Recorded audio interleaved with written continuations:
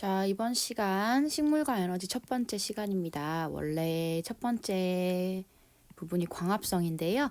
증산작용부터 나가도록 하겠습니다. 자, 보시면 이번 시간은 학습지 그리고 교과서를 준비해 주시면 되고요.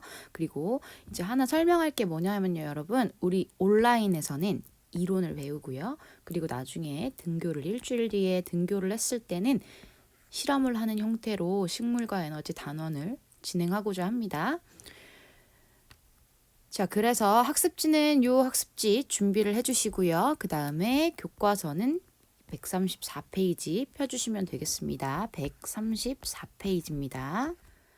학습지 먼저 보겠습니다. 학습 목표 먼저 보면 같이 밑줄 그어주면서 볼게요. 컴퓨터로 하는 친구들은 이렇게 형광펜으로 칠하는 부분이 있을 거예요. 그 부분 같이 치면서 봅시다. 자, 보시면 증산작용을 통해 식물에서 물이 이동하는 과정을 설명할 수 있다라고 얘기를 했습니다. 이번 시간에는요, 여러분, 식물이 물을 빨아들였을 때 이 물이 식물 내에서 어떻게 이동하는지를 한번 보도록 하는 시간입니다. 자, 그래서 잎의 구조 먼저 알아야 되는데요. 이렇게 여러분, 잎의 앞면이 있고요. 뒷면이 있습니다. 자, A, B, C, D, E, F에 대한 이름을 한번 써보도록 할게요. 자, A라고 하는 건요, 여러분, 여기에 교과서에 보시면 있습니다. 교과서에 보시면 여러 가지 이름들이 나오는데요. 여러분들이 한번 써보시도록 할게요. 자, 그래서 나오지 않는 부분만 선생님이 이야기를 해주겠습니다. B는요, 바로 책상 조직이라고 합니다. 그리고요, C는요, 해면 조직이라고 얘기를 합니다. A랑 D는 여러분들이 써주도록 할게요. 그래서요, 지금 보시면 책상 조직은요, 해면 조직이랑 차이점이 뭘까요? 그렇죠. 책상 조직은 나란하게 배열되어 있고요.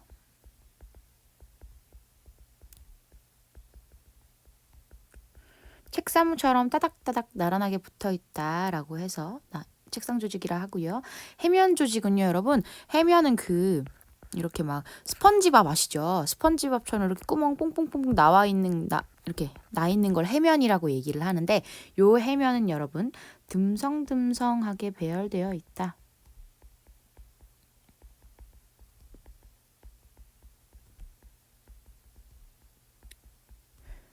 이렇게 쓰시면 되겠습니다. 그리고 B는요, 여러분, 잎의 어디에 분포되어 있죠? 그쵸? 잎의 앞면에 있고요. C는 뒷면 쪽에 있습니다. 그래서 요거까지 잎의 앞면에 존재, 그리고 해면 조직은 잎의 뒷면에 존재한다 까지 알고 있으시면 되고요. 한 1분 정도 드릴 테니까 이거 A부터 D, E, F까지 한번 써보시도록 할게요.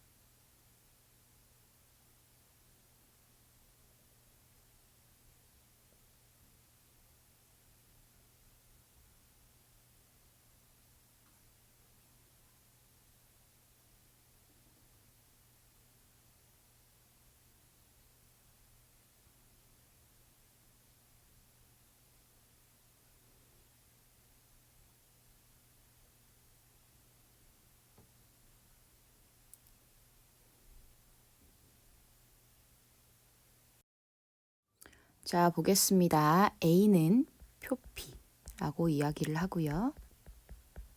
그리고 D는요, 여러분, 이렇게 물관과 체관으로 이루어져 있는데, 이 두 가지를 합쳐서 관다발이라고 이야기를 합니다. 그리고요, 교과서에서 보시면 그렇죠. 물간이 윗부분, 체간이 조금 아랫부분에 있는 것을 알 수 있듯이 그림에 표시할 때 위, 아래 이런 식으로 화살표로 표시하셔도 될 것 같아요.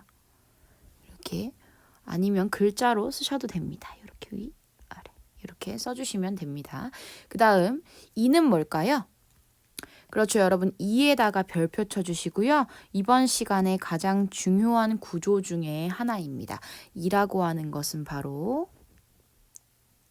공변세포 라고 이야기를 하고요.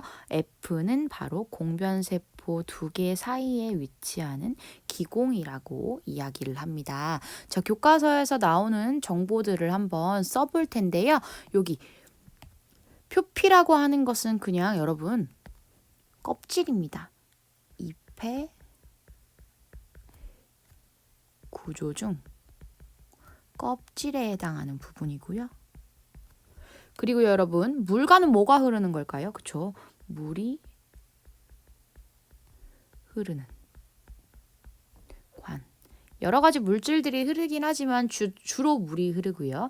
체간 같은 경우에는 영양소가 이동하는 관이다 라고 생각을 해주시면 되고요. 자, 공변세포와 기공에 대해서 교과서 내용을 여기에 쓰도록 하겠습니다. 자, 교과서를 보시면요. 자, 이 부분을 써주시면 될 것 같아요. 기공은 주로 잎의 뒷면 포피에 있는 구멍으로 그렇죠. 기체가 드나드는 통로 역할이다 라고 써주시면 되겠습니다. 자, 그리고요. 그림 3과 같이 라고 되어 있는데요. 여기 보시면 저 보이시죠? 공변세포 하나 그리고 공변세포 두 개가 모여서 기공 하나를 형성을 하는 거기 때문에 여기에 이렇게 이해를 하기 쉽게 그려지자면 공변세포는 이렇게 바나나 킥처럼 생겼어요. 이 두 개가 이렇게 모여서 아이고 잠깐만요. 이렇게 두 개가 모여서 기공 구멍 하나를 형성을 하는 형태로 되어 있습니다. 자, 따라서 기공 뜻은 이렇게 분홍 색깔 써주시면 되고요. 잎의 뒷면 표피에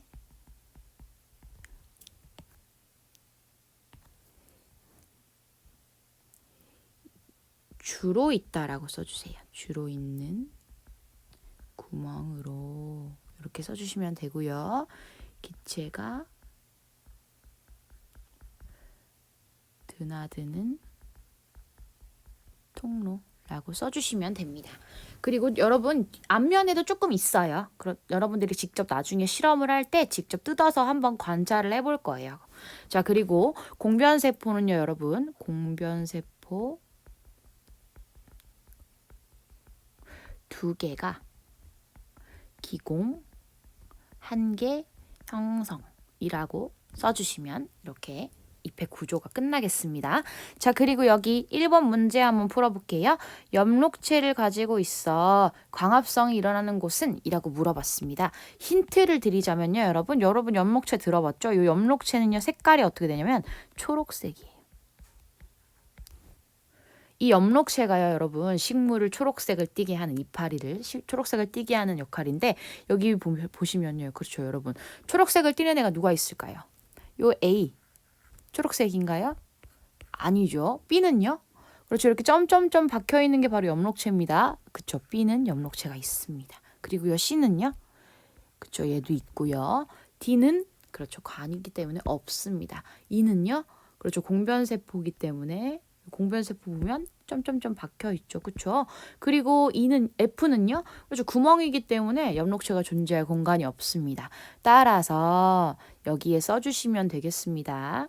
책상 조직, 그리고 해면 조직, 그리고 공변세포가 즉 B, C, E가 바로 광합성이 일어나는 곳입니다.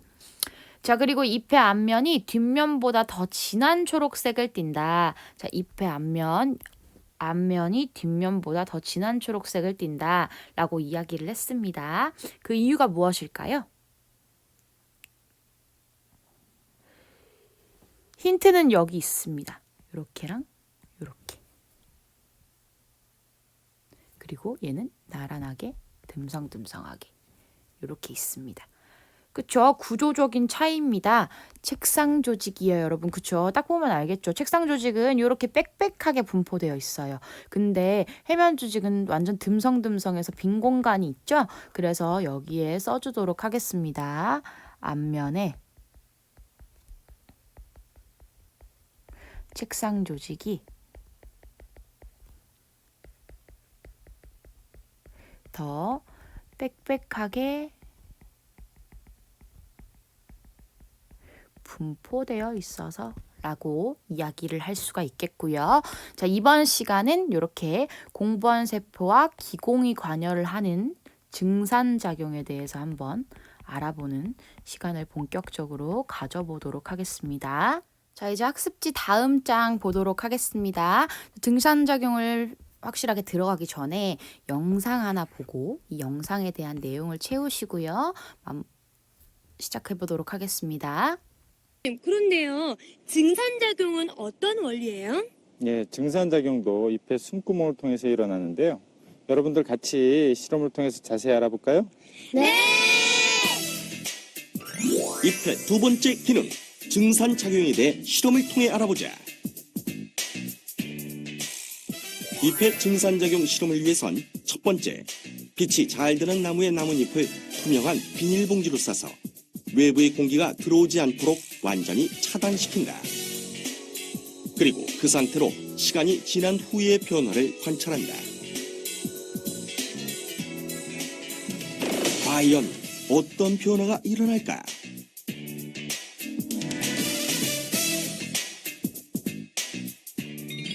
자, 아까 설치해 놓은 실험을 한번 볼까요? 네!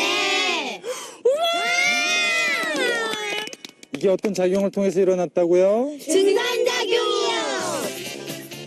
증산작용이란 뿌리 털로부터 빨아올린 물이 수증기가 되어 잎의 숨구멍을 통해 공기 중으로 나오는 현상을 말한다.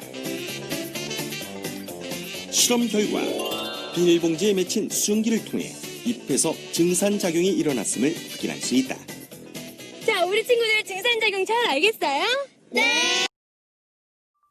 자, 여러분 동영상 다 시청하고 오셨나요? 그렇죠. 이렇게 화창한 날 나뭇가지에 비닐봉지를 씌워 놓으면 그렇죠. 이렇게 식물의 잎으로부터 물이 빠져나오는 것을 알 수가 있습니다. 자, 그래서 문제부터 풀어볼게요. 어디서부터 물이 빠져나올까라고 이야기를 한다면 그렇죠. 눈으로 볼 수는 없지만 잎에는 수많은 기공이 있습니다. 따라서 여기 기공을 통해서 물이 빠져나왔다는 걸 알 수가 있겠네요. 자, 그래서 이렇게 간단합니다. 증산작용 학습지 정리하고요. 교과서 같이 정리하면서 보도록 하겠습니다. 교과서는 134페이지로 넘겨주시면 되고요. 같이 한번 볼게요. 자, 잎의 기공이라는 것을 통해서 증산작용이 일어나게 되는데 교과서 같이 밑줄 칩시다. 134페이지예요. 자, 그러면 증산작용이란 식물체 내의 물이 기공을 통해 공기 중으로 빠져나가는 현상이다 라고 생각을 할 수가 있고요. 이 증산작용에 대한 교과서 내용만 알면 충분히 여러분들이 이해할 수 있을 겁니다. 자, 보시면요. 증산작용이 일어나면 잎에 있는 물이 줍니다. 왜냐하면 빠져나가기 때문이죠. 그렇죠? 기공을 통해.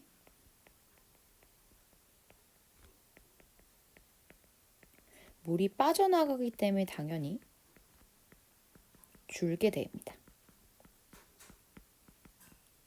그러면 이 줄어든 양만큼 그쵸, 여기에 중요한 단어가 하나 나옵니다.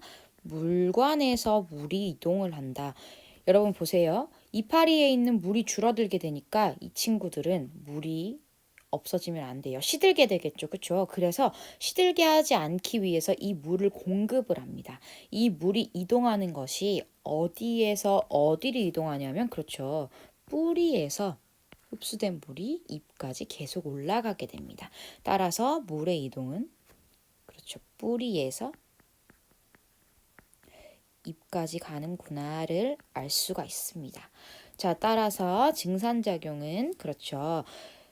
물이 빠져나감을 통해서 계속 물이 뿌리에서 잎에 공급되게 하는 원동력이 되는 아주 중요한 역할을 합니다. 따라서 여기에 별표 쳐주시면 될 것 같습니다. 이렇게 만약에 혹시나 너무 많이 증발해요. 잎에서 물이 너무 빠져나가고 뿌리는 요만큼밖에 못 주는 거예요. 그러면 그렇죠. 물이 양이 작아지기 때문에 시들게 됩니다. 따라서 이 친구들은 보기에는 움직이지 않는 것처럼 보이지만 살기 위해서 계속 꾸준하게 일을 하고 있는 게 바로 식물입니다. 자, 그리고 오른쪽에 보면요. 굉장히 중요한 내용 나옵니다. 증산작용이 잘 일어나는 환경 조건인데요. 이 조건은 빨래가 잘 마르는 조건과 비슷하다라고 이야기를 했습니다. 첫 번째는 빛이 강할 때, 두 번째는 온도가 높을 때, 세 번째는 습도가 낮아서 여기 써주세요. 건조할 때, 그 다음 바람이 잘 불 때, 총 4가지가 증산작용이 잘 일어나는 조건이니까 잘 생각을 해주시면 되겠습니다. 그리고 학습지를 정리해 보도록 하겠습니다. 학습지에 보면 증산작용이 나오고요. 이 증산작용은 그렇죠. 기공을 통해서 이루어지는 현상입니다. 그리고 추가로 써주겠습니다. 기공은 여러분 공변세포 총 몇 개죠? 그렇죠. 공변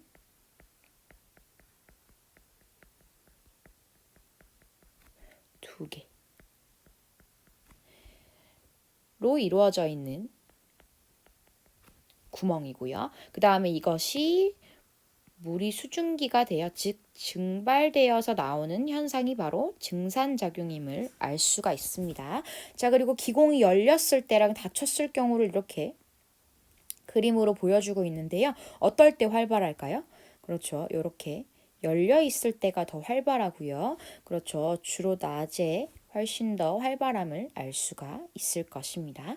자, 증산작용 역할은요, 여러분. 아까 앞에서 배웠는데요. 그렇죠? 심장에서 피가 밖으로 나가려면 계속 심장이 뛰어주어야 합니다.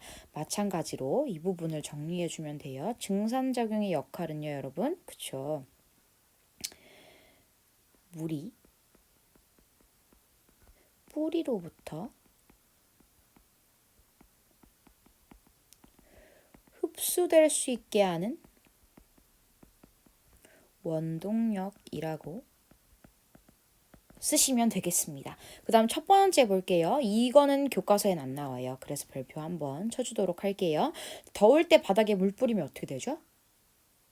그렇죠. 물이 여러분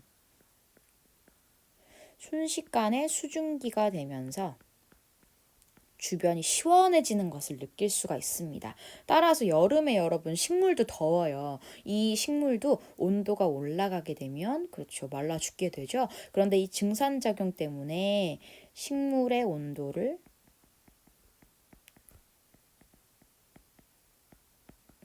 낮춰서 식물체의 온도를 조절하는 역할을 합니다.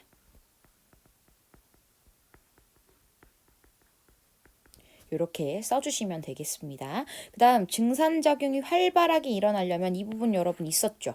여기 앞부분에 그렇죠. 이렇게 이 부분 있었습니다. 총 4가지고요. 교과서 보시고 쓰시면 되겠습니다. 기공은 잎의 뒷면에 많다. 그 이유는 무엇일까요? 자, 힌트는요, 여러분 그림을 한번 그려보겠습니다.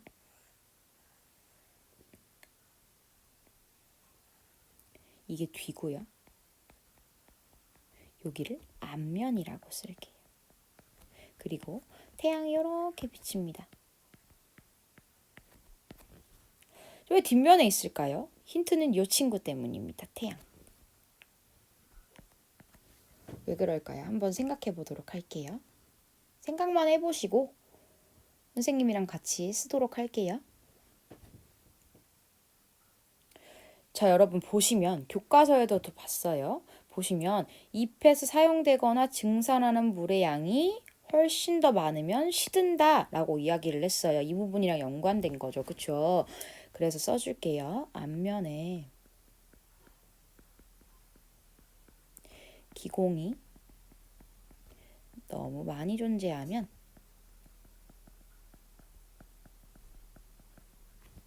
어떻게 될까요? 그렇죠. 수분 손실이 너무 큽니다. 너무 크다. 따라서 뒷면에 있으면 얘가 조절하면서 받아들일 수 있는 거예요. 따라서 뒷면이 훨씬 더 기공이 많은 이유는 이 이유 때문입니다. 자, 이렇게 증산작용은 너무 간단하게 정리가 됐어요. 쉬운 내용이기도 하고, 그 다음에 많은 내용을 알 필요가 없는 내용이기 때문에 이렇게 교과서와 학습지 부분만 정리하면 되는 파트입니다. 자, 이렇게 수업은 끝났고요. 나가셔서 이제 마무리하시면 되겠습니다.